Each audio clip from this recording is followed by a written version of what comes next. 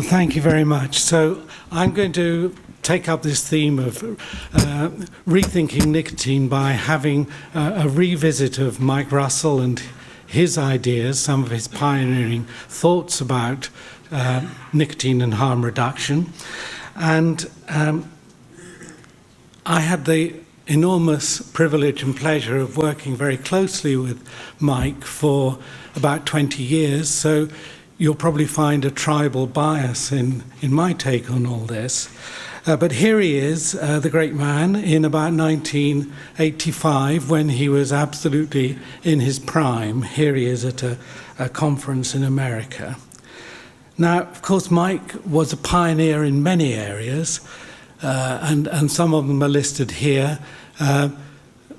And they're all mostly to do with nicotine. Nicotine assay, he was the first to develop for human application in field and clinical studies. He was the first to really establish nicotine titration and compensation, price elasticity of cigarettes, dose measurement from passive smoking, of course a pioneer in nicotine replacement therapy, and of brief advice from general practitioners for smoking cessation. But in this context, it's his interest in harm reduction which we're going to focus on.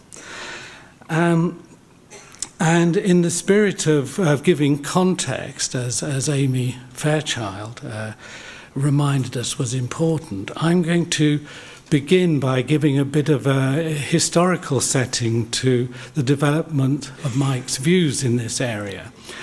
And first of all, I'd like to take you to a conference which took place in the late 1970s at Cold Spring Harbor, the Cold Spring Harbor Symposium, which was published under the title of A Safe Cigarette ? And there are some very revealing statements here. There was, at that time, an epidemiological consensus that the secret of reducing risks from smoking was basically to reduce the tar and nicotine yield of the product. So here's a quote from Kyla Hammond, who was the person behind the American Cancer Society's big epidemiological studies of the 1950s, where he states, so here I focus on, if we can get children who must smoke to smoke only low tar, low nicotine cigarettes, I think we may approach solving the whole smoking problem.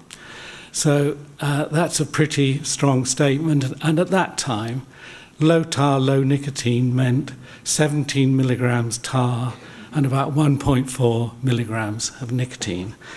And at the same conference, Ernst Winder, the father of smoking and lung cancer in the USA, is saying, 30 years ago, when we had a 40 milligram tar cigarette, if you smoked 30 cigarettes a day, you were exposed to about 1,200 milligrams of tar a day. Today's cigarettes have 20 milligrams tar, so you're exposed to 600 milligrams daily. If there's one thing everybody can agree on, it's that all tobacco-related cancers are dose-related. So that's the epidemiological consensus from that time. And Mike was present at that conference. And he really took the other presenters at the conference severely to task in his presentation. So he's saying the quest for less harmful cigarettes has been dominated by an obsession with machine smoke yields. The tendency for smokers to regulate their smoke intake has been largely ignored, even by those such as Gorry and Lynch and Winder and Hoffman, who should know better. And I can hear Mike's voice when I read that out, because that's pure Mike. I mean, he didn't take prisoners. He was very willing to engage in cut and thrust of debate and controversy, and to take these distinguished folks to task in a very public setting. And that also, of course, may be one of the reasons why he often remained an outsider for many years, and it took a long time for his ideas to gain traction, because it's probably not the best way to win friends by being so confrontational. So Mike's own views on the significance of nicotine were forged in his very first landmark paper, which is Cigarette Smoking, a Natural History of a Dependence Disorder. Now, that was published in 1971 in a somewhat obscure journal, but on the basis essentially of a review of the literature rather than doing studies at that time. He'd reached the conclusion that if it were not for the nicotine in tobacco smoke, people would be little more likely to smoke cigarettes than they are to blow bubbles or light sparklers. And that's the first of his essential insights, the key importance of nicotine in driving smoking. And of course, he made his second key pronouncement of smoking for nicotine but dying from tar a few years later. Meanwhile, what was happening in the UK in the 70s in terms of efforts towards achieving harm reduction by product modification? Well, the government set up what was called the Independent Scientific Committee on Smoking and Health, otherwise known as the Hunter Committee, in 1973, and their job was to advise on issues to do with product modification. They spent their time essentially on, firstly, in conjunction with the tobacco industry, looking at the development of new smoking materials with lowered biological activity. These were, came to a sticky end. Nobody basically would buy the cigarettes that they came up with, and so few, in fact, that they couldn't even do the study that had been planned to see whether they would have any effect on dose reduction. And secondly, they focused on reducing tar and nicotine yields through a series of voluntary agreements with the industry on successively lowering yields. Now, the membership of that committee involved all sorts of medical and epidemiological luminaries, but what was totally lacking was any behavioural science expertise. So Russell's views had absolutely no input into the work of that committee. And indeed, in 1980, after 9 years of the committee's existence, when they published their second report,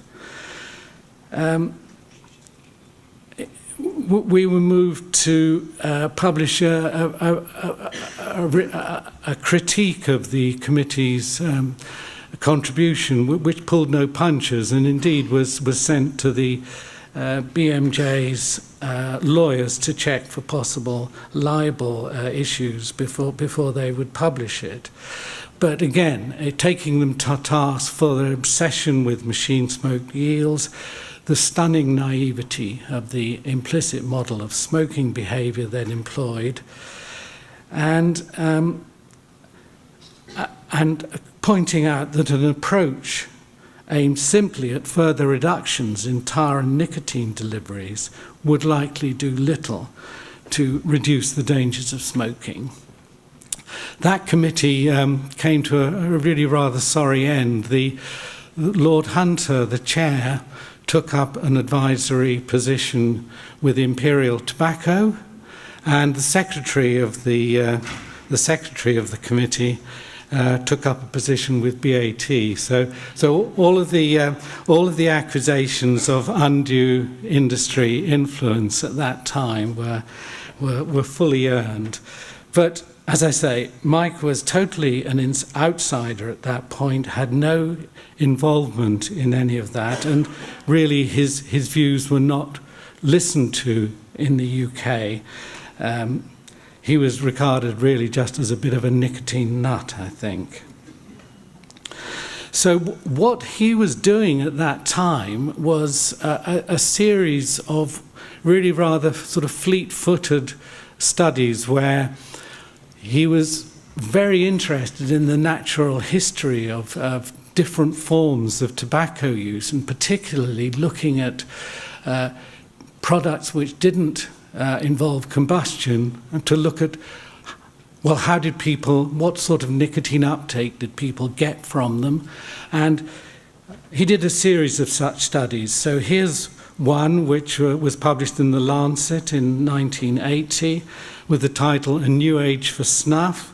So just on a small number of nasal snuff takers, looking at nicotine uptake from the product, and you can see that concluding that snuff could save more lives and avoid more ill health than any other preventive measure likely to be available to developed nations well into the 21st century. So you might think that was a bit over-sanguine, but you can see the direction of his thinking. If you can find non-combustible forms of nicotine which deliver nicotine well and people will use them, then they have great potential for saving lives.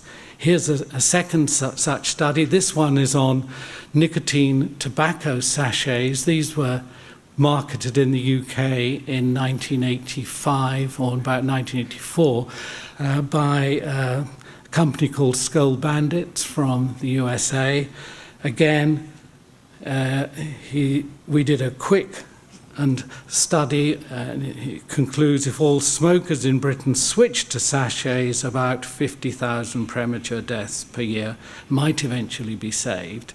Now, I should say that it was actually this product which paradoxically led to the EU snus ban, in that the thought of these tobacco sachets coming to the UK, being manufactured there with government subsidies to set up the factory, so outraged Ash and other organisations that they lobbied very hard to get this sort of oral tobacco product banned in the EU successfully, and we're still living with it. And here's the final one of these studies, this time of an early nicotine vapor product. This was a product called Favour, which was marketed in the late 80s and early 90s.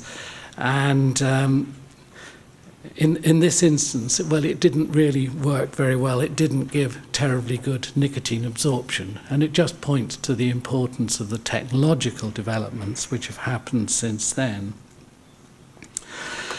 So this line of thinking and the study of different forms of product use eventually resulted in two major papers in the same year. One was an editorial in The Lancet, Nicotine Use After the Year 2000, with its visionary conclusion that if a strategy were adopted to sanction and encourage the use of purified nicotine products as substitutes for smoking, and at the same time impose stringent regulations on permissible constituents of cigarette smoke and progressively lower limits for deliveries of harmful components, the virtual elimination of smoking could become a more realistic health promotion target.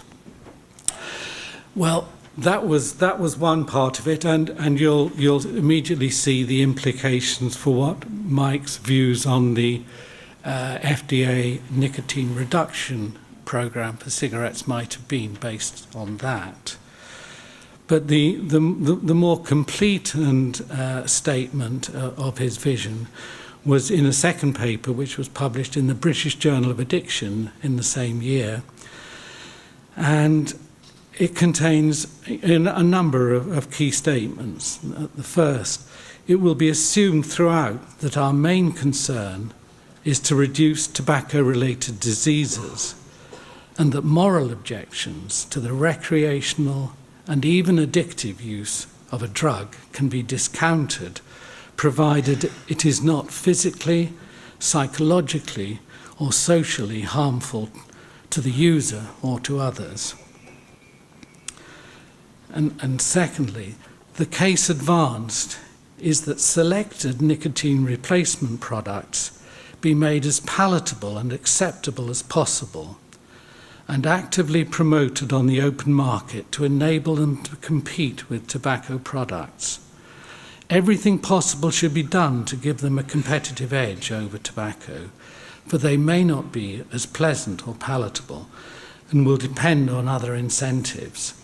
They should be advertised and actively promoted even after advertising of tobacco has been banned. There should be health authority endorsement to enable exploitation of their health advantages, and taxation should be adjusted to give them a clear price advantage over tobacco products. So there's a very clear statement of the vision.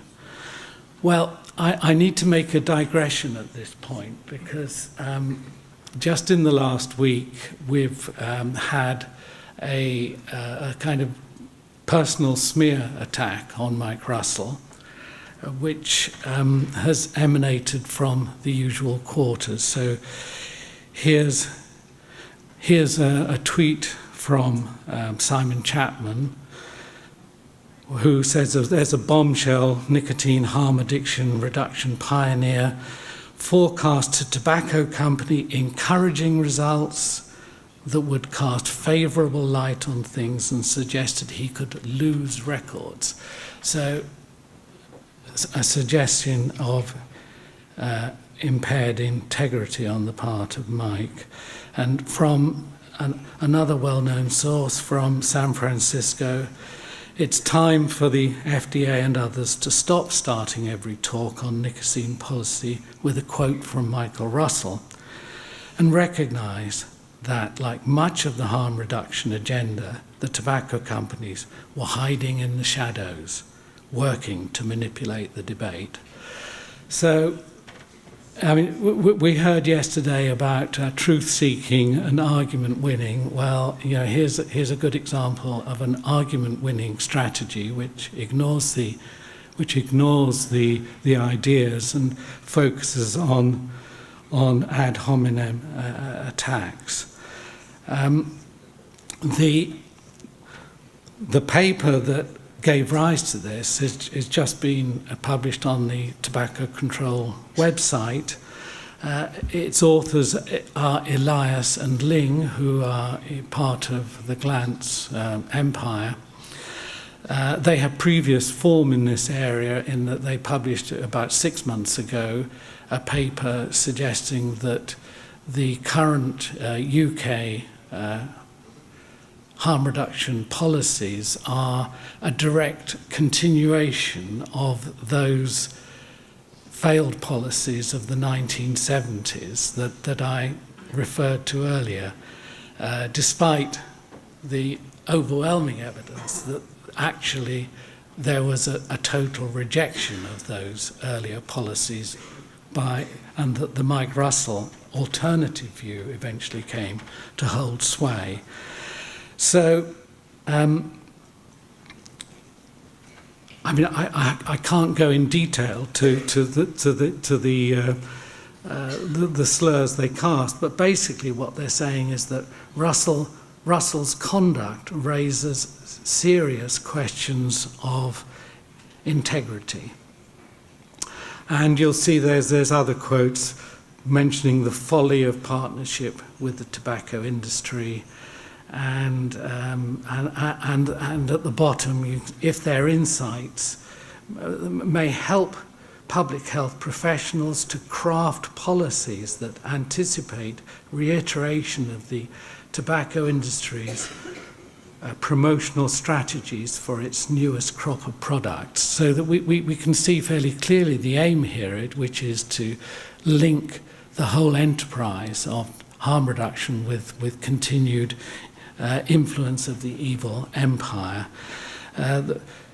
the specific allegations are that Mike Russell was seeking funding for a study from R.J. Reynolds in the USA, when all he says, if you look in the documents, was that he was keen to do further research on Premier there, and but such a study would, of course, require funding if it was going to be done.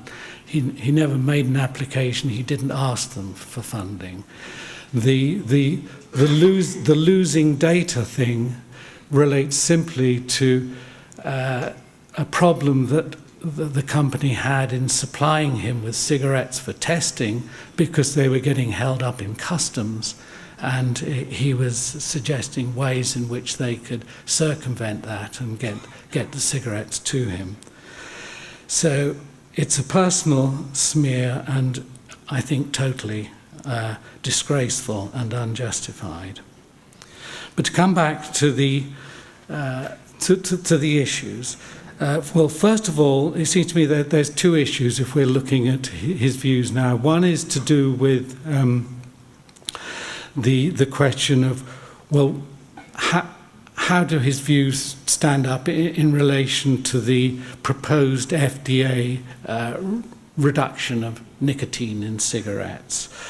And I think it's important to note that this idea, which stems from the Benevitz and Henningfield paper in the New England Journal of Medicine in 1994, originally actually didn't have any provision for alternative satisfying nicotine products to be part of the story. That was an add-on that started to take on salience a bit later on. And here's a paper from it represents the views of the American Medical Association, and it was published a few years later. And it states, you'll see at the bottom there in red, that a range of nicotine-delivering medications may be needed when you reduce nicotine. And they should range from readily available, very safe forms with a very low addictive potential to much more aggressive nicotine-containing forms that might be treated as prescription substance. So you can see that the idea originally didn't contain provision for wide availability of consumer-friendly nicotine products. And even when it started, people started to realize the problems, they were very unwilling to think of safe products as other than those which would be under medical control on prescription. So what would Mike think about the nicotine reduction idea? Well, I think one problem is that it really does try and address the addiction issue at the same time as the transition to non-combustibles. So it mixes up two issues. One is getting people off combustibles, and the other is lowering levels of addiction. And in his world model, it lacks logic. Why target nicotine when that is what people seek, while leaving the toxins which kill untouched? And then there are obviously questions about whether there is wide sign-up to the availability and encouragement of effective new products, which would be necessary. So just look at the current panic about Juul. As soon as you have what appears to be a product which consumers want to use as an alternative, we get this extraordinary outburst of panic, even extending to Israel banning it before it's been launched in that country. And then there's questions about whether the FDA is really equipped to deal with all this, and do they have the right structure? There's obviously a tension between the CEDA and the CTP arms of the FDA. And they're not really, at this point, sending signals that they are anything more than half-hearted about the second part of that balance. And finally, there's this paradox. If there is wide availability and sufficiently good alternative products available, well, then you don't really need to have the nicotine reduction policy in cigarettes, because cigarettes are going to wither on the vine because you've got viable competitors. However, if you don't have viable competitors, the policy's a disaster, because effectively you're moving towards nicotine prohibition. So much for the nicotine reduction bit. So what about the Russell recipe for novel pure nicotine products? Well, he wanted them to be made as palatable and acceptable as possible. And I think, obviously, in the last decade, we've seen great strides towards achieving that. You know, the revolution in technology that's stemmed from batteries and better electronics is transforming what's possible. So I think he would see that with great enthusiasm and be very positive. But what about his recommendation we give them a competitive edge over tobacco? Well, you know, this is where it starts to look not so promising. We're not seeing that in almost all jurisdictions. Should they be advertised and actively promoted even after tobacco advertising's banned? Well, that's not the way it looks in Europe or elsewhere. You know, there's no enthusiasm for moves of that kind. Should they be endorsed by health authorities? Well, you know, we have had statements which are helpful from the Royal College of Physicians and from Public Health England and NICE in the UK. But in many jurisdictions and in many countries of the world, absolutely nothing of that kind. And finally, taxation to give them a clear price advantage over tobacco products.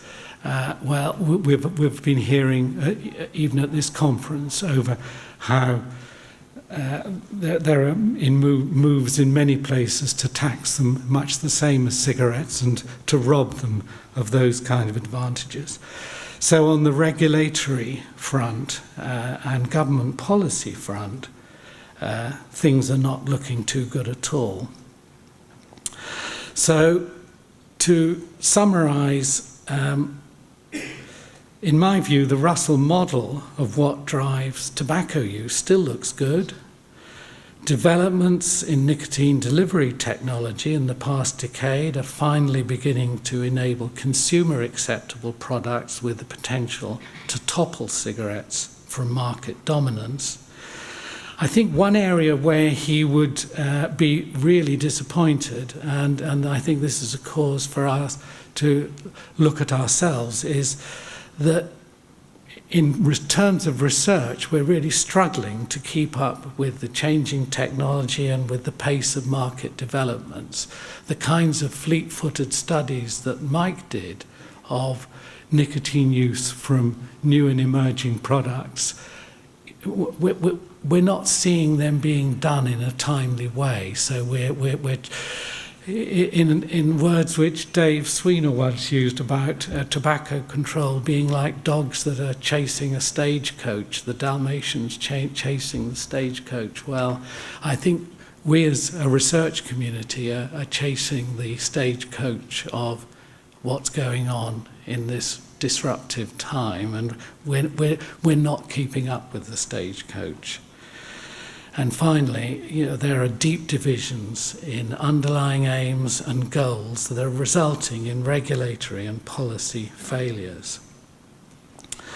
So let me finish with perhaps a more optimistic thing, which is another quote from the Lancet editorial, where Mike says there's no good reason why a switch from tobacco products to less harmful nicotine delivery systems should not be encouraged. Smoking-related deaths after the year 2000, well, cross that out and make that 2025, would fall steadily and substantially if this can be achieved. There's no compelling objection to the recreation and even addictive use of nicotine, provided it's not shown to be physically, psychologically, or socially harmful to the user or to others. So I think when Mike was publishing that editorial, he was definitely 25 years ahead of the time. And I think he's still probably a decade or more ahead of his time now. Thank you very much.